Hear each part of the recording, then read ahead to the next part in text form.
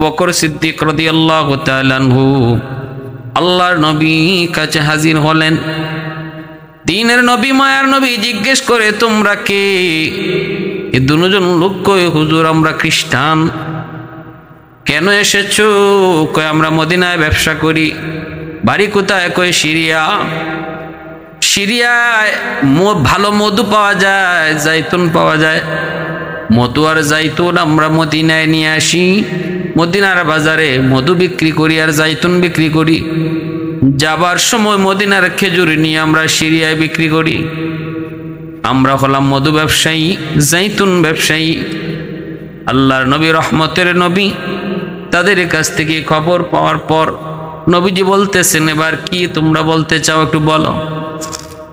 হুজুর, সিরিয়া থেকে আসার পথে তাবুক নামক জায়গায় আমরা কিছু সৈন্য বাহিনী দেখে এসেছি।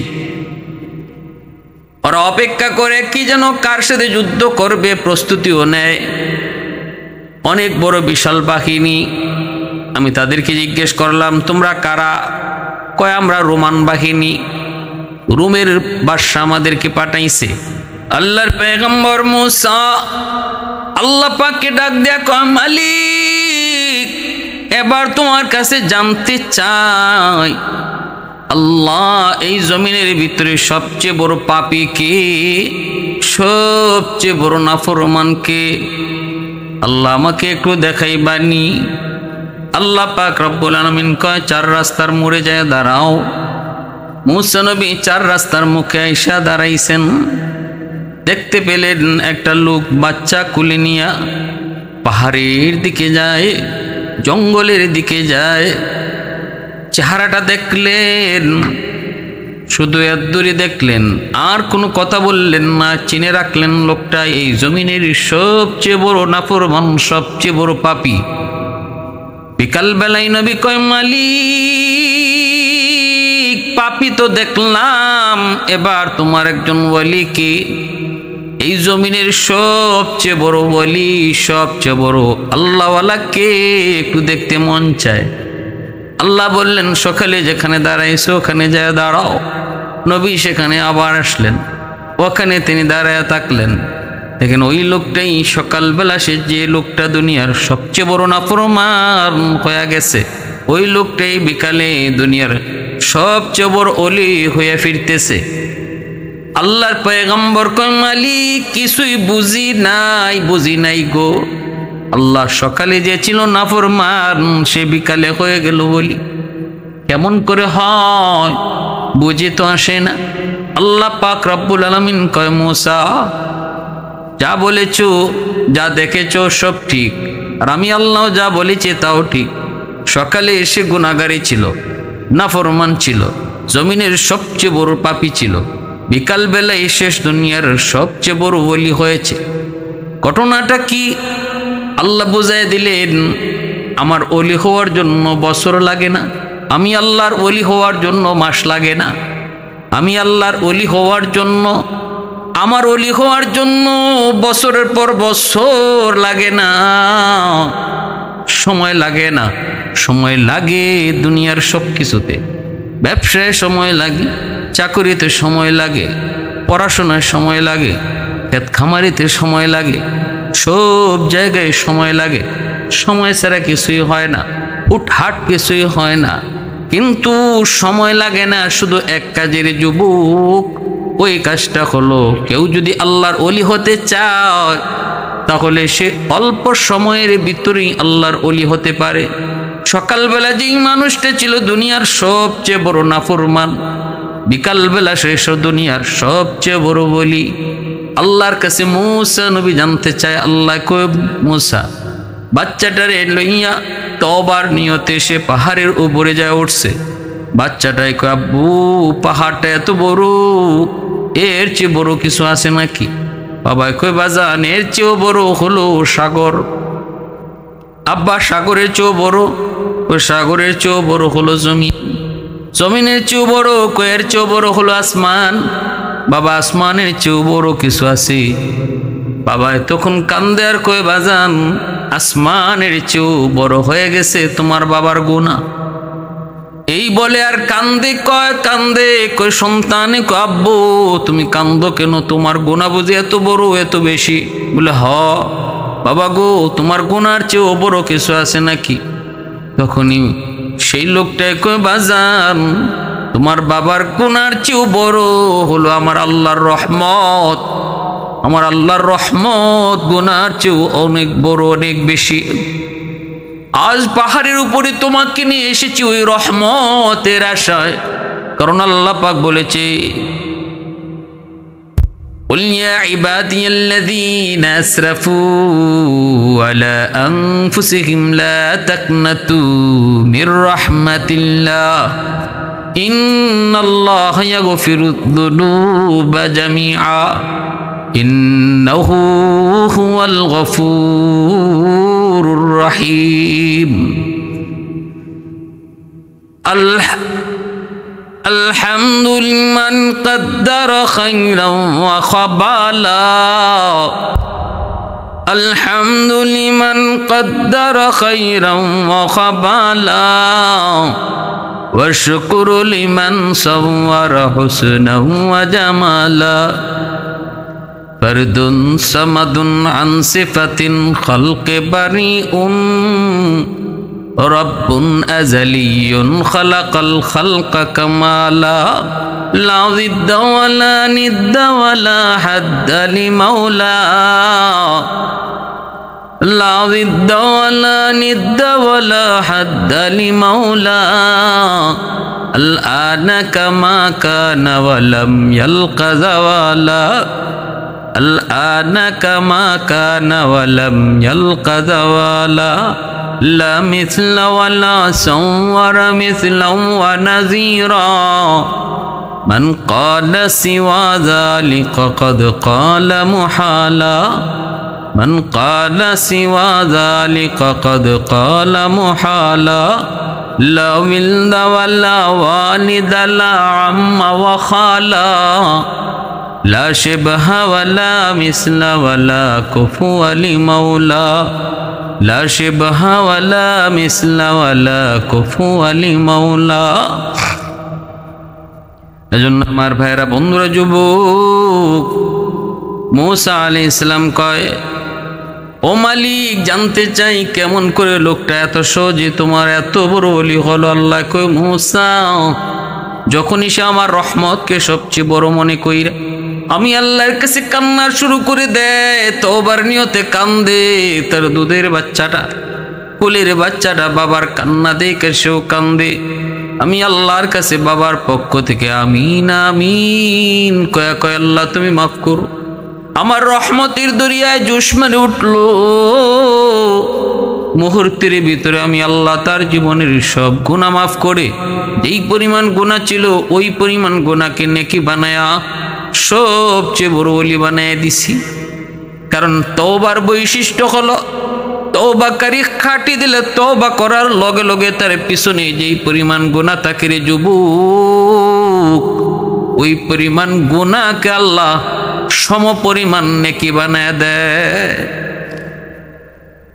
কারণ আল্লাহ কইল্লা মান তাবা ওয়া আমানা ওয়া আমিলা আমালান সালিহা ফাউলাইকা ইউবাদদিলুল্লাহু সাইয়্যাতিহিম হাসানাত ওয়া কানাল্লাহু গফুরার রহিমা।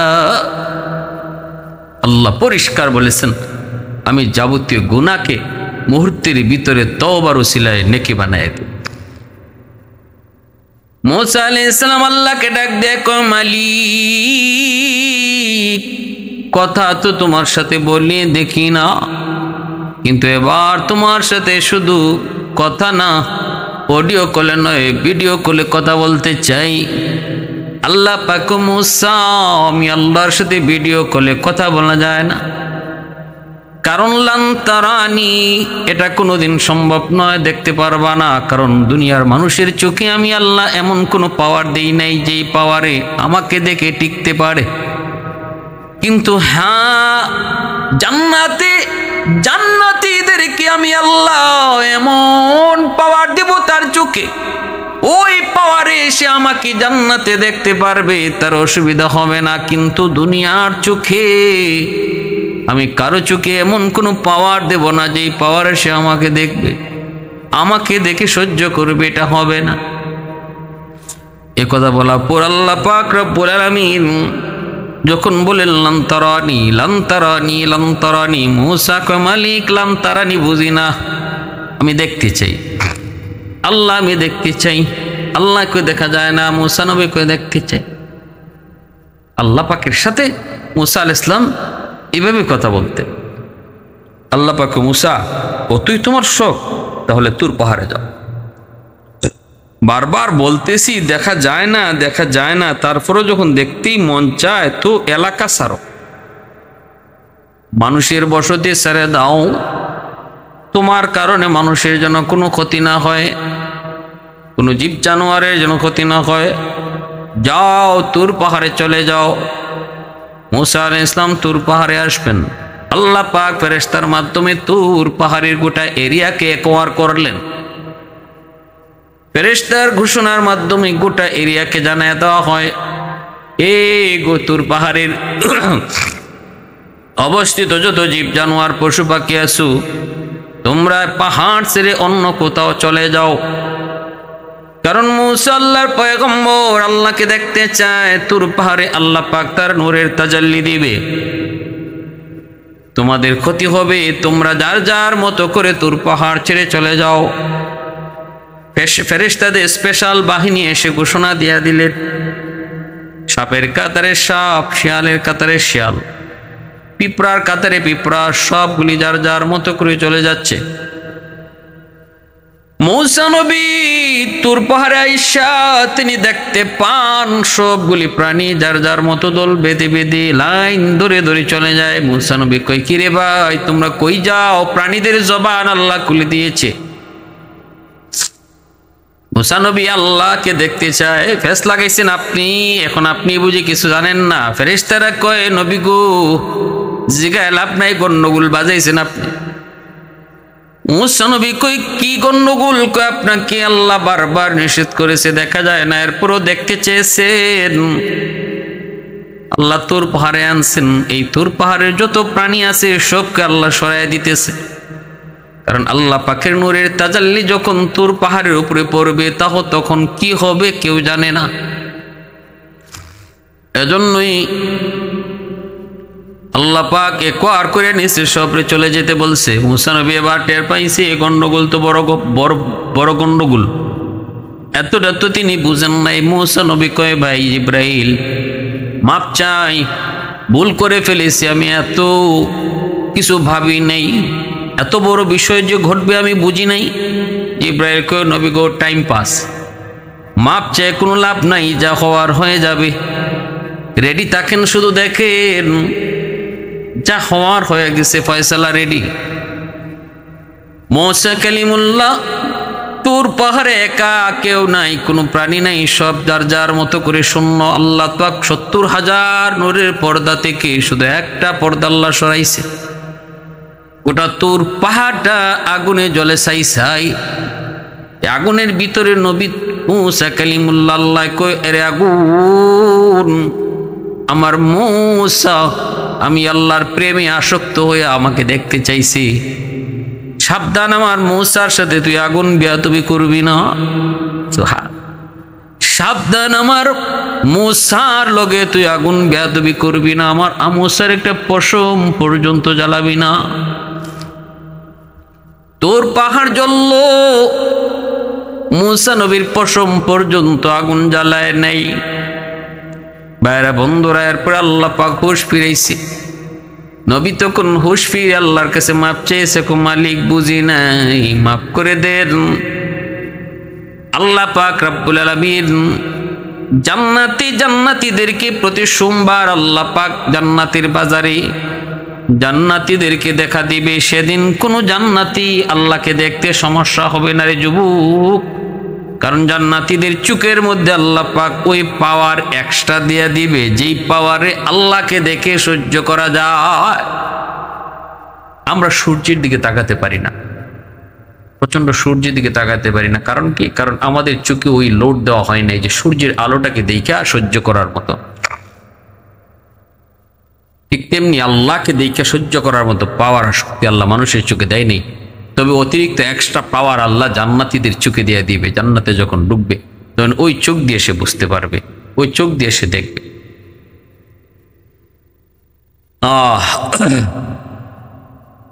এজন্য মুসা আলাইহিস সালামকে কালিমুল্লাহ বলা। মুসা আলাইহিস সালামকে কি বলা হয়? কালিমুল্লাহ। আল্লাহর সাথে 4000 বারের চেয়েও বেশি যিনি আল্লাহর সাথে কথা বলছেন, সরাসরি কথা বলছেন, মুসা আলাইহিস সালাম। কুরআনুল কারীমের ভিতরে যার অসংখ্য অগণিত জায়গায় যার ঘটনা আল্লাহ পাক বর্ণনা করেছেন। কোরআনে জায়গায় জায়গায় মুসা নবীর ঘটনা, মুসা নবীর ঘটনা। নিজেও নবী, বাইও নবী। আল্লাহর কাছে বলতেছেন, আল্লাহ মুসা নবী একটু তুতলাইতেন, একটু তুতলামির ভাব ছিল, মুখে কথা বাঁচত। কেন? ওই যে ফেরাউন পরীক্ষা করতে চাইছিল ওই যে স্বর্ণ আর আগুন দিয়া। তো আল্লাহ পাক ফেরাউনের চোখে ধাঁধা লাগাইলেন। মুসা আলাইহিস সালাম ছোট্ট শিশু, আংরা মুখে দেলাইছেন, আগুনের আংরা, ফেরাউনের সন্দেহ থেকে মুক্ত করার জন্য। ফেরাউন মনে করছিল যে বাচ্চা সবকিছু বুঝে, আর বিবি আসিয়া বলছিল যে না, বাচ্চা বুঝে না। এই বুঝে না, বুঝে না, বুঝে নাকি বুঝে না, এটা পরীক্ষার জন্য আগুন আর স্বর্ণ এক জায়গায় রাখা হয়েছিল, আর মুসা আলাইহিস সালামকে ছাড়া হয়েছে। মুসা আলাইহিস সালাম তিনি স্বর্ণের দিকে যাচ্ছিলেন, কারণ তিনি শিশু হইল, তিনি বুঝেন, সবকিছু দেখতেছিলেন, বুঝতেছিলেন। কিন্তু আল্লাহ জিব্রাইলে পাঠাই দিয়েছে, জিব্রাইল যাও আমার মুসারে গিয়ে আগুনে হাত দেওয়াও, কারণ এখন যদি স্বর্ণে হাত দিয়ে আলায় নমরুদ বুঝে ফেলবে, আমি ফেরাউন বুঝে ফেলবে আমি আল্লাহর কুদরতের খেলা এখানেই শেষ। না না, আমার কুদরতি খেলাতে এখানে শেষ হলে হবে না, ফেরাউনের সাথে মাত্র শুরু। যারে সে মারতে চায় আমি আল্লাহ তারে তার ঘরেই লালন পালন করাবো। এটাই হলো আমি আল্লাহর চ্যালেঞ্জ, এটাই কি আল্লাহ পাকের চ্যালেঞ্জ। আল্লাহ বলে তুই মারতে চাস আর আমি আল্লাহ রাখতে চাই। আল্লাহ পাক রব্বুল আলামিন কয় মুসা যাও ফেরাউনের কাছে যা তুমি দাওয়াত দাও, কালেমার দাওয়াত।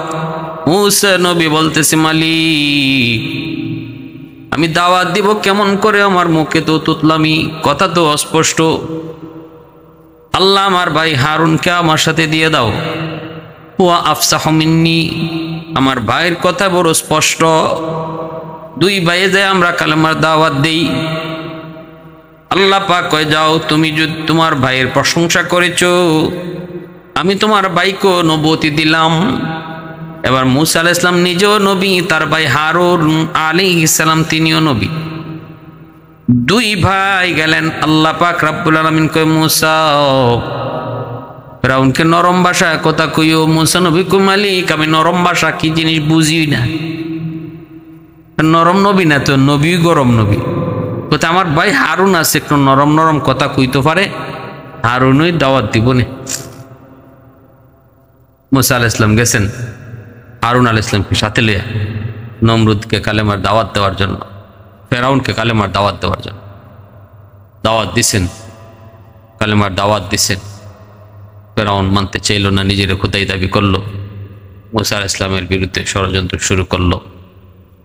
একে একে একে একে বনি ইসরাইলের উপর নির্যাতন আর জুলুম চালাইল। যত জুলুমই চালাক, যত নির্যাতনই করুক, বলুন তো দিন শেষে বিজয়টা কার হয়েছে, ফেরাউনের না মুসা নবীর? মুসা আলাইহিস সালাম। নীল দরিয়ায় চুবায়া মারছে আল্লাহ কারে? ফেরাউনকে। মুসার বিজয় হয়েছে, ফেরাউন পরাজিত হয়েছে। এটাই পৃথিবীর ইতিহাস। জালেমের জুলুম চিরকাল থাকে না, দিন শেষে পরাজয় জালেমেরই হয়, মজলুমের বিজয় হয়। আল্লাহ আমাদেরকে বোঝার তৌফিক দান।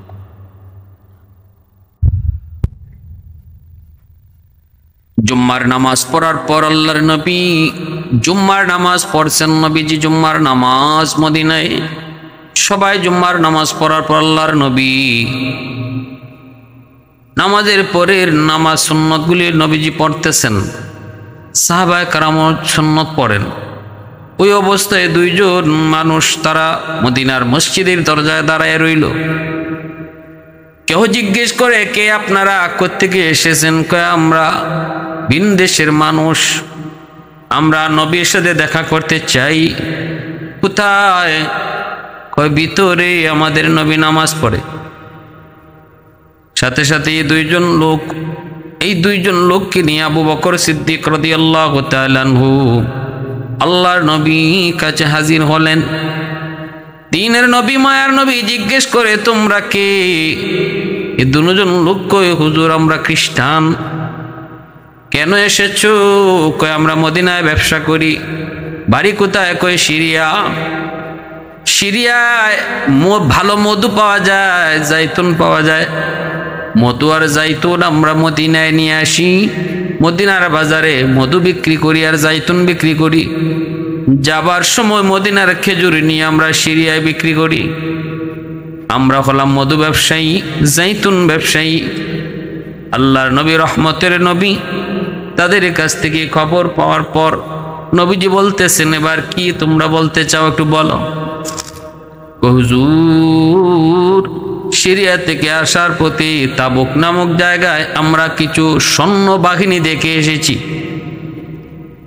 ওরা অপেক্ষা করে কি যেন কার সাথে যুদ্ধ করবে, প্রস্তুতিও নেয়। অনেক বড় বিশাল বাহিনী। আমি তাদেরকে জিজ্ঞেস করলাম, তোমরা কারা? কয় আমরা রোমান বাহিনী, রোমের বাদশা আমাদেরকে পাঠাইছে। আমরা 40,000, 5,000 আমরা আগে এসেছি, পিছনে আসতেছে 35,000। কি করবা? কয় মদিনা আক্রমণ করব। কারণ কি? কই মদিনায় নাকি মক্কা থেকে একজন নবী এসেছে, যে নিজের বাপ দাদার ধর্ম মানে না, তার সাথে যুদ্ধ করব, মদিনাকে মাটির সাথে মিশাইয়া দিব। তাই নাকি? বলে হ্যাঁ। এই কথা বলার পর তখন বলতেছে, হুজুর আমরা এই দৃশ্য দেখে এসেছি তাবুকে। এখন যদি আপনি ব্যবস্থা না নেন, হয়তো বা এরা মদিনায় হামলা করে ফেলতে পারে। আল্লাহর নবী, রহমতের নবী এই খবর শোনা মাত্রই জরুরি মিটিং তলব করলেন। নবীজি সাহাবায়ে কেরামের কাছ থেকে পরামর্শ জানতে চাইলেন। সাহাবীরা আবু বকর সিদ্দিক সহ সবাই পরামর্শ দেন, নবী গো, এই দুইজন লোক হলো ওরা খ্রিস্টান, অমুসলিম। আর অমুসলিমদের কোনো খবর আল্লাহ পাকের নির্দেশ তদন্ত ছাড়া কখনো গ্রহণ করা যায় না। মুনাফিক বা ফাসিকের খবর তদন্ত ছাড়া কখনো গ্রহণযোগ্য নয়। এজন্য আমার পরামর্শ হলো, আমাদের পক্ষ থেকে কাউকে পাঠায় সেই অবস্থাটা বুঝেন, সত্যি ঘটনাটা এমন নাকি অন্য কিছু, এটাও আমাদের তদন্ত করা প্রয়োজন। না জেনে না বুঝে যদি এমন কিছুই না হয় আর আমরা হামলা করি, তাহলে হিতে বিপরীত হবে। আল্লাহর নবী বলে, সাহাবীরা বলো, আবু বকর যা বলছে তাই কি ঠিক? সবাই বললেন, জি ঠিক। আমরাও মনে করি আমাদের পক্ষ থেকে তদন্ত করা উচিত। আল্লাহর নবী, রহমতের নবী বলেন, কে আসো এমন? 15 দিন সময় লাগবে মক্কা থেকে তাবুক যেতে। গোয়েন্দা রিপোর্ট আনার জন্য কে আসো একটু তাবুক যাবা? সাথে সাথে শেরে খুদা আলী দাঁড়ায় গেলেন আর বলতেছেন, নবী গো, আপনি আমাকে অনুমতি দেন, আমি তাবুক যে খবর নিব, আর আপনি আমার জন্য দোয়া করেন। আপনি দোয়া করলে আমি আশা করি কম সময়ের ভিতরে তাবুক পৌঁছে যাব। নবী বলতেছেন, আলী রে, একাই যাবা নাকি সাথে অন্য কাউকে দিব? আলী কয়, না গো নবী,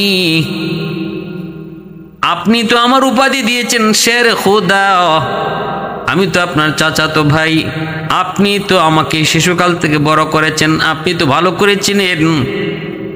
আমি আলীর সাথে কাউকে লাগবে না, আমি একাই যাব।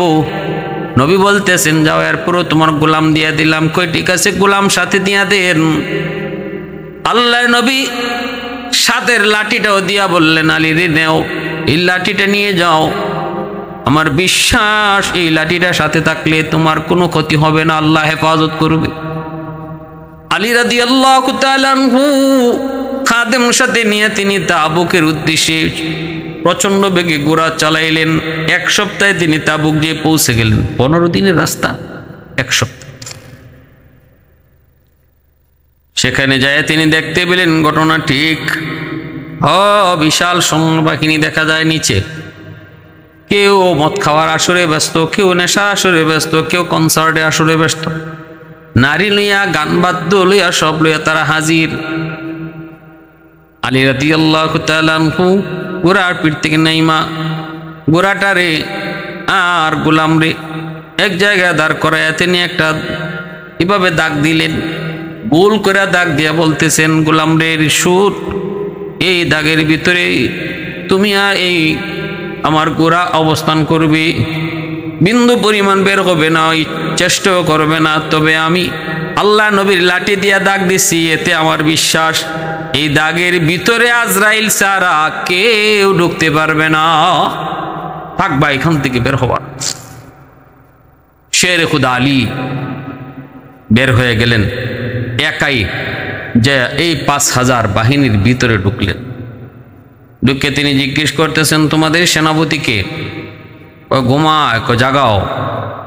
ঘুম থেকে জাগানোর পর আলী রাদিয়াল্লাহু তাআলা আনহু যা বলতেছেন, আপনারা কে? মানান্তুম? নাহনু আহলে রুম, আমরা রোমান সৈন্য। রুমের বাদশা আমাদেরকে পাঠাইছে। কেন? কয় মদিনা আক্রমণ করব। কারণ কি? কয় মদিনায় মক্কা থেকে একজন নতুন নবী এসেছে, বাপদাদার ধর্ম মানে না, তাকে শেষ করে দেওয়ার জন্য রুমের বাদশা পাঠাইছে। এই কথা বলা মাত্রই আলী রাদিয়াল্লাহু তাআলা আনহু তখন সেনাপতিকে বলতেছেন, ভালো কথা, মদিনা যাবা, মদিনা আক্রমণ করবা, এর আগে একটু কও, আর কোনো দিন তোমরা এর আগে মদিনায় গেছো নি? কয় না, মদিনা আমরা এর আগে তো কখনো যাই নাই। কই হাই হা, কই কি? মদিনার রাস্তাঘাট এমন এমন এমন, আমি মদিনার রাস্তাঘাট চিনি জানি বুঝি। মদিনায় ঢুকন যায় কিন্তু বাইরুনি যায় না। এমন এক বিপজ্জনক শহর, যেই শহরের রাস্তাঘাট এত ফেসানো, ঢুকন যায় বাইরুনি যায় না। অতএব তুমি তোমার সৈন্য লয়া যদি মদিনায় ঢুকো, আমার মন বলে একজনও আর ফেরত আইতো না, সব মদিনায় থাকবো। কৌ কি? বলে হ। কার একটা কথা জিজ্ঞেস করি, যে নবীর সাথে তোমরা যুদ্ধ করতে যাবা গো, এই নবী আর নবীর সাহাবীদের সাথে আগে কোনোদিন তোমরা যুদ্ধ করছো নি? তাদের সাথে যুদ্ধ করার কোনো অভিজ্ঞতা আসেনি? কয় না। হায় হায় হায়, তাহলে এরা কেমন যুদ্ধ করে খবরটা একটু মক্কার কাফিরদের কাছ থেকে, মক্কার মানুষের কাছ থেকে একটু যাই না লইও। মক্কার আবু জেহেল তাদের সাথে খতম, উতবা সাহেবা খতম, মক্কার বড় বড় লিডার যারা ছিল সব তাদের হাতে খতম হয়েছে। অতএব এরা জানতেন কোনো যোদ্ধা না, এদের সাথে যুদ্ধ করার পূর্বের অভিজ্ঞতা তোমাদের নাই। একটু বুঝে শুননা কদম বাড়াইও, বুঝে শুননা কদম বাড়াইও। সাথে সাথে সেনাপতি কয়, তোমার কথায় তো মনে হইতেছে তুমিও ওই দলের লোক। তুমি কে? তোমার কি পরিচয়? আলী বলেন, আমি কে সেটা পরে, আমি কে সেটা পরে। এইভাবে হাত নাচে কথা বলতেছো, দেখছো এখানে 5000 সৈন্য আছে, আইতেছে আরো 35,000। শের খুদা আলী কয়, 5000-এর জন্য আলীর 2 হাত লাগে না, এমন 5000 সৈন্যের জন্য শের খুদা আলীর 1 হাতই যথেষ্ট। দেখা হবে, আসো মদিনায় দেখা হবে, দেখা হবে, আসো মদিনায় দেখা হবে। এই বইলা আলী রাদিয়াল্লাহু তাআলা আনহু পীর বাহাদুরের মতো চ্যালেঞ্জ দিয়া সবগুলি রুমের সৈন্যকে বেকুব বানায়া একাই বাহাদুরের মতো চ্যালেঞ্জ ছুঁইয়া তিনি ঘোড়ার পিঠে সওয়ার হইয়া চলে আসছেন মদিনায়। আল্লাহর নবী জিগাইছেন, বাবা আইসু? আলী কই, নবী গাইছি। কি দেখে আইসো? কয় ঘটনা ঠিক। এরা আইব নাকি যুদ্ধ করতে? আলী কয়, নবী গো, যে বাসন দিয়ে আইসি আইবার কথা না, এরপরও কোন যায় না, আইলাই তো পারে। তখনই আল্লাহর নবী জরুরি মিটিং ডাকলেন এবং পূর্ণ প্রস্তুতি নিতে বললেন তাবুক যুদ্ধের জন্য মদিনায় রসুল কোনো যুদ্ধের জন্য এত বড় এলান দেন নাই, এমন কঠিন হন নাই। তাবুক যুদ্ধে আল্লাহ রসুল যতটা কঠিনভাবে ঘোষণা দিয়েছিলেন, রসুল বলছেন শুধু পুরুষ না, নারীদেরকেও যুদ্ধে যেতে হবে। রসুল বলছেন নারীদের মধ্যেও গর্ভবতী নারী 10 মাস হয়ে গেছে গিয়া, যে কোনো মুহূর্তে যার গর্ভ হইতে পারে, প্রসব বেদনা শুরু হইতে পারে, শুধু ওই ধরনের মহিলা ছাড়া বাকি মহিলাকেও যুদ্ধে যেতে হবে। ছোট ছোট বাচ্চা যারা যুদ্ধের উপযুক্ত না তারা ছাড়া সবাইকে যেতে হবে। অসুস্থ বিছানায় পড়া তাদেরকে ছাড়া সবাইকে যেতে হবে। এইভাবে আল্লাহ নবী তাবুক যুদ্ধের ঘোষণা দিলেন। আল্লাহ নবী এই ঘোষণা শোনা মাত্রই সবাই যুদ্ধে নাম লেখাইতে লাগলেন। আবু বকর সিদ্দিকের হাতে 24,000 সাহাবী তাবুকে যাওয়ার জন্য নাম লেখাইছেন। শুধু একমাত্র আবু বকর সিদ্দিক রাদিয়াল্লাহু তাআলা হাতে এই ধরনের প্রস্তুতিটা তাবুক যুদ্ধে নিছেন। আল্লাহ রসুল সাল্লাল্লাহু আলাইহি ওয়াসাল্লাম তাবুক যুদ্ধে রসুল সাল্লাল্লাহু আলাইহি ওয়াসাল্লাম সাহাবায়ে কেরাম থেকে নিয়ে গিয়ে, এমন এক যুদ্ধ ছিল সেটা, এই সময়ে মদিনায় খেজুর পাকার সময়, প্রচণ্ড গরম, যুদ্ধে যাওয়াটা ছিল বড় কঠিন। সবাই খেজুর পাড়ার তালে মগ্ন, আবার প্রচণ্ড গরম ছিল, পায়ে টুসা উঠে গেছিল, পায়ে সবাই ফুসকা উঠে গেছিল এই তাবুক যুদ্ধে যারা অংশগ্রহণ করছিলেন। তারপরও কয়েকজন সাহাবী তারা যান নাই। কেন যান নাই? পরবর্তীতে কি হয়েছে? আল্লাহ রসুল বলেছিলেন তাবুকে যদি কেউ না যায় ইচ্ছায়, তার সাথে আমি কথা বলা বন্ধ করব যতক্ষণ না আল্লাহর পক্ষ থেকে আয়াত নাজিল হয়। ওই যে 3 জন সাহাবী তারা যান নাই, কেন যান নাই? তারপরে তাদের উপরে কি শাস্তি নাজিল হয়েছিল? আল্লাহ তাদের তওবা কিভাবে কবুল করছিল?